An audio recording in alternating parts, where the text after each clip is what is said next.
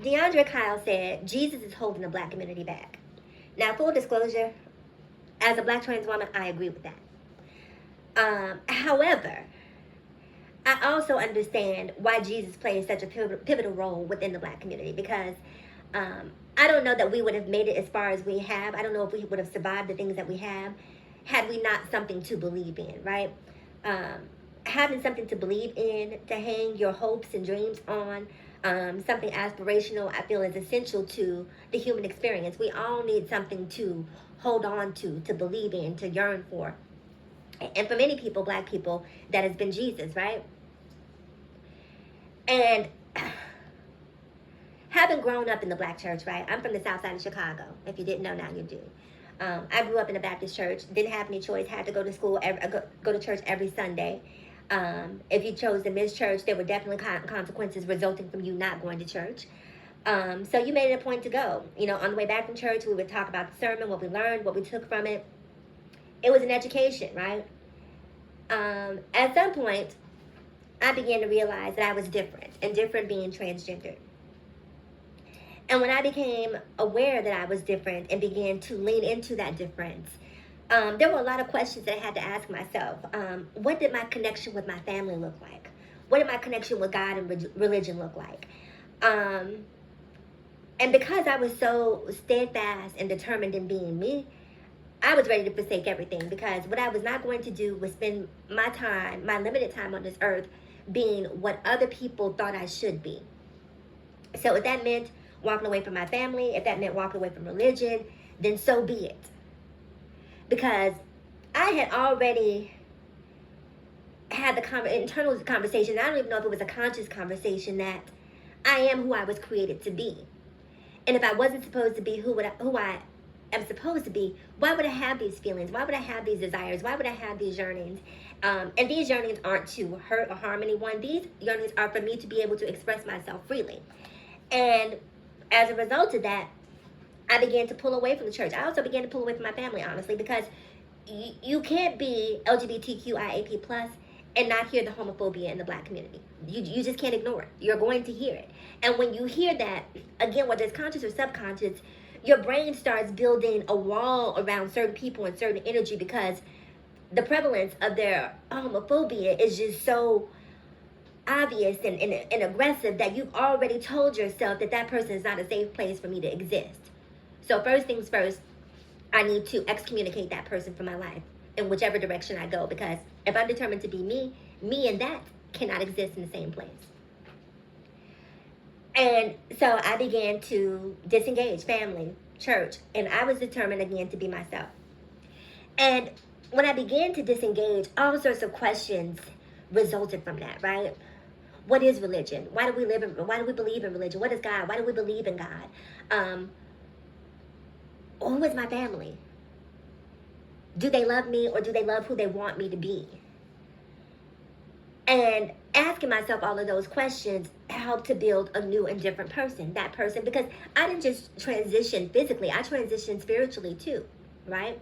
I got to a place in my life where it may sound cold and callous, but I felt like I didn't need anybody.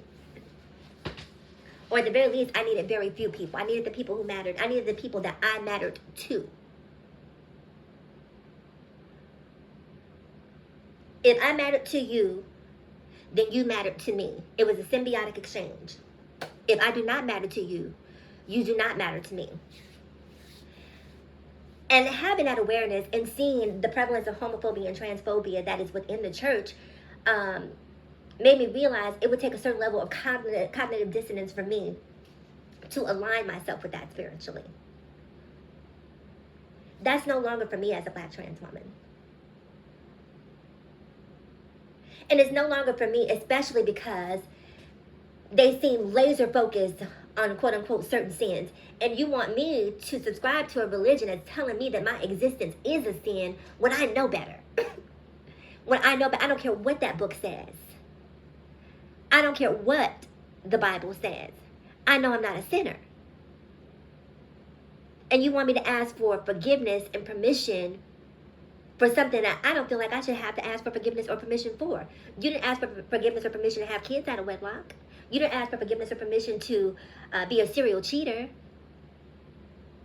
Because you guys are committing every sin but homosexuality, but transgenderism, which isn't a sin, and then you come back and then have the right to feel that you can judge me.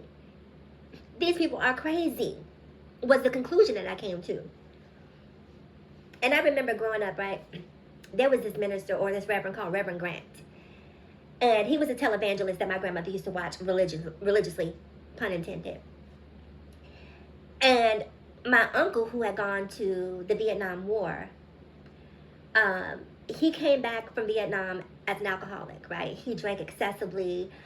He didn't come back the way he left. There was a lot of PTSD. We didn't necessarily know to define it as such at that time, but obviously he had a lot of PTSD resulting from being in a combat role within Vietnam.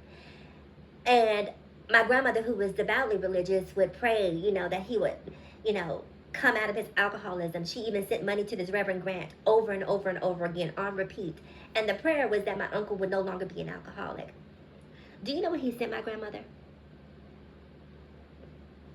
For the thousands of dollars that she sent to him, he sent my grandmother a rubber band.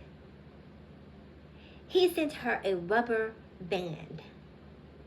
And he told my grandmother to put the rubber band on her wrist. And every time she thought about my uncle having a drink, she was supposed to snap the rubber band. What in the voodoo is going on here? And the sad part is that my grandmother believed it. She believed it. She believed that rubber band would stop my uncle from being an alcoholic. I can tell you, my uncle passed away about a month ago. And he passed away as an alcoholic.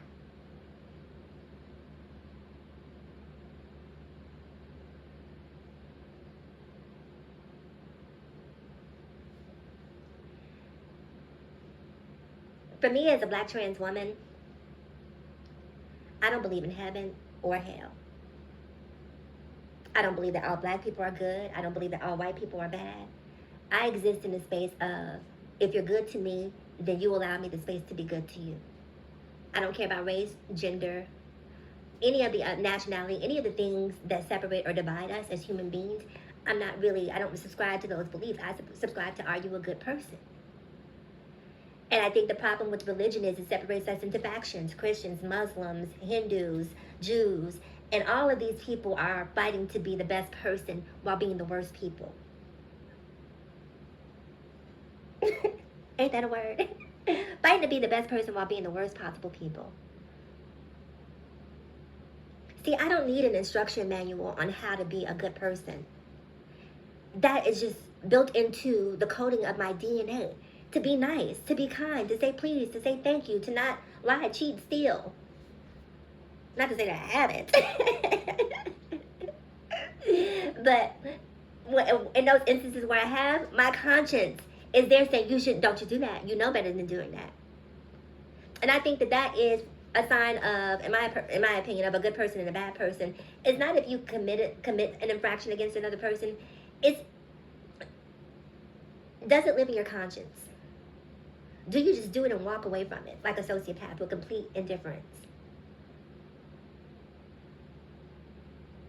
I know it frustrates some people that I don't believe in God, but you guys have made it so that it's not possible. It's not a safe place to believe in God, or to believe in the religion, or to believe in the Bible.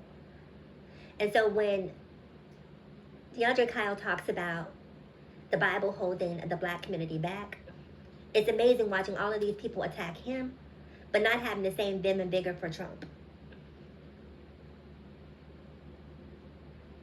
Watching all of these quote-unquote Christians disassociate all of the principles, all of the commandments, all of the tenets of the Bible, and still put this man in office. That in itself tells me that religion is a joke. It's not about religion, it's about group thinking. Think like us, be like us, act like us, behave like us. If you exist on the periphery, if you exist in your individualism, if you exist in free thinking, if you exist in critical thinking, you are a threat. And anything that is not like us needs to be demonized. And meanwhile, pastors are having a field day with children in church. And you know what I mean. The church is one of the messiest, most gossip-filled places that you could ever attend. Everyone knows everyone's business and they're all spreading it amongst each other. And that's not all they're spreading. And that's not to say that I believe that all religion is tainted in some way, shape, or form. Or everyone, I should say, but I do believe all religions are tainted in some way, shape, or form.